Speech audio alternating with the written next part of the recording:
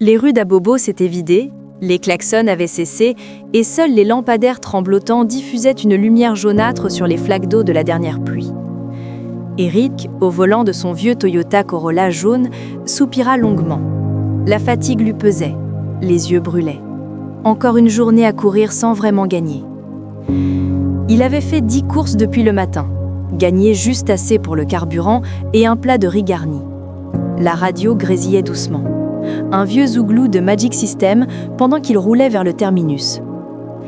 Il se disait qu'il allait rentrer, enfin, quand le téléphone vibra sur le tableau de bord. Taxi, dispo pour une course? Urgent. Eric hésita.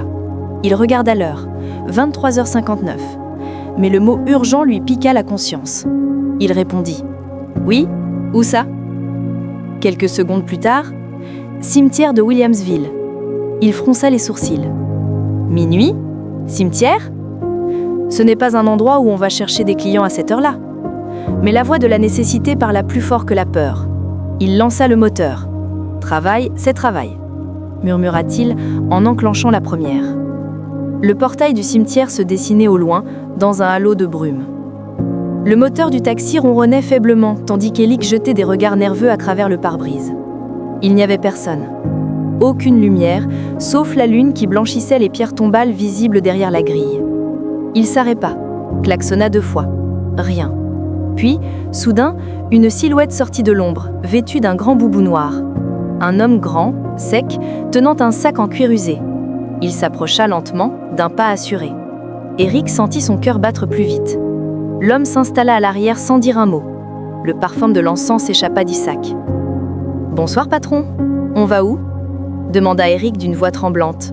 « Plateau », répondit calmement le client. « Et ne t'arrête pas, quoi qu'il arrive. » Le ton était doux, mais autoritaire. Eric hocha la tête, démarra. En silence, ils quittèrent le cimetière. Le moteur ronflait dans la nuit. Eric jetait des coups d'œil au rétroviseur. Le visage du client n'était pas net. À chaque fois qu'il essayait de le fixer, les lumières des lampadaires semblaient se troubler. Une brume, un flou. Pour se rassurer, il enclencha la radio. Un vieux morceau de May Way retentit. Mais au moment où la voix monta, l'appareil grésilla violemment et s'éteignit tout seul. « Patron, c'est bizarre », murmura Eric. Pas de réponse. Il se racla la gorge. « Vous venez de veiller quelqu'un là-bas ?»« Pas exactement », répondit enfin le passager. « Je venais dire au revoir. » Eric sentit un frisson remonter sa colonne. « Ah, condoléances, patron !»« Pas besoin. Ce n'est pas un mort ordinaire. » À hauteur du pont Charles de Gaulle, l'homme toucha l'épaule d'Eric. « Tourne à gauche. » « Pas par le grand axe. » Eric obéit. Ils s'engagèrent dans une ruelle étroite, sans éclairage. Le silence devint plus lourd. « Patron, vous êtes sûr du chemin ?» demanda Eric, la voix tremblante. « Oui. Continue jusqu'à ce que je te dise d'arrêter. » Puis, calmement, « Tu travailles dur, Eric. Trop dur. » Le taximan sursauta. « Comment vous connaissez mon nom ?»« On sait toujours le nom de celui qui transporte les âmes, » répondit l'homme sans hausser le ton. Eric freina brusquement. « Patron, c'est quelle histoire ça? Vous me faites peur là ?» L'homme leva la main, paume ouverte. Un souffle d'air glacial envahit la voiture. Les vitres se couvrirent de buée. « Ne crains pas. Je ne viens pas pour te faire du mal. Mais tu dois choisir. » L'homme lui demanda de s'arrêter près d'un terrain vague. Autour d'eux, les crayons chantaient. La lune restait haute. « Descends, Eric. » Le taximan obéit malgré lui, comme poussé par une force invisible. L'homme ouvrit son sac. À l'intérieur, des bougies, des cauris et un petit livre de cuir.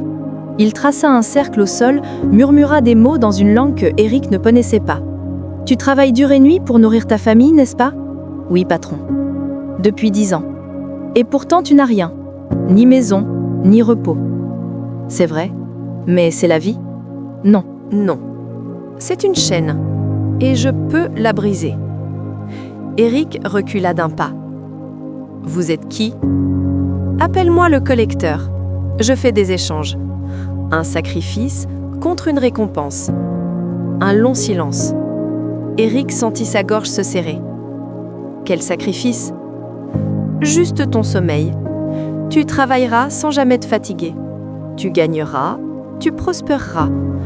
Mais Tu ne connaîtras plus jamais le repos du rêve. » L'homme leva les yeux vers lui. « Acceptes-tu » L'acceptation. Éric pensa à sa femme enceinte, à ses dettes, à sa mère malade au village. Le mot travail résonna dans sa tête. Toute sa vie, on lui avait dit « Le travail est un sacrifice ». Il prit une grande inspiration. « Si c'est pour ma famille, j'accepte. » L'homme sourit. Le vent se leva. Une lumière rougeâtre jaillit du cercle. Éric sentit ses paupières se figer, son cœur battre à toute vitesse. Une chaleur lui traversa la poitrine, puis tout s'éteignit. Il se réveilla dans son taxi, garé devant sa maison. Le soleil tapait fort. Il se frotta les yeux. Pas de douleur, pas de fatigue. Comme s'il avait dormi 10 ans. Sa femme sortit en courant. « Éric, tu as ramené l'argent du mois ?» Il regarda sur le siège arrière. Un sac plein de billets. « Mais d'où ? C'est toi qui l'as déposé ce matin ? Tu disais que tu avais une grosse course ?» Éric ne se souvenait plus de rien après la lumière rouge. Tout changea. Les clients se multipliaient, même à des heures improbables. Chaque jour, il gagnait plus que la veille.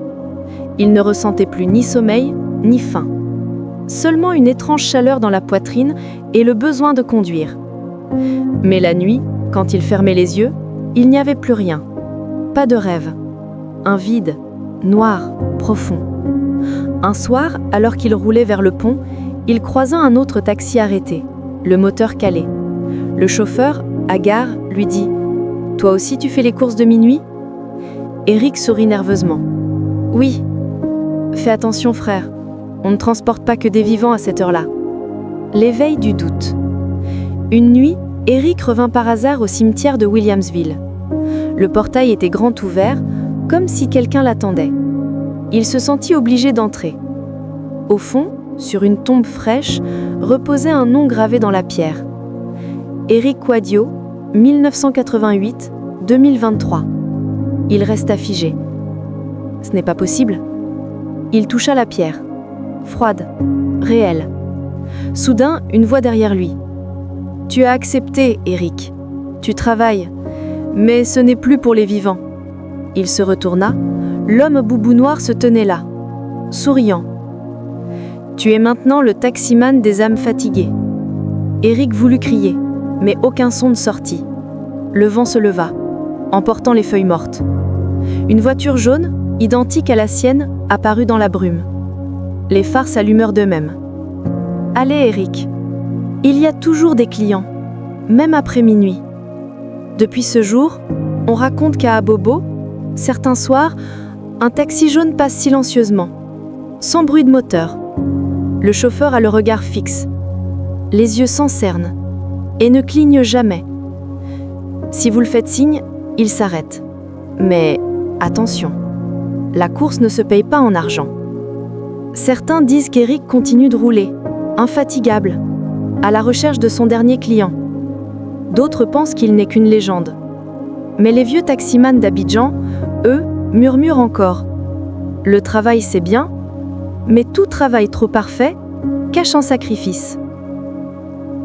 Les histoires de Lumière Story, si cette histoire t'a plu, likez, abonne-toi et laisse-nous un commentaire.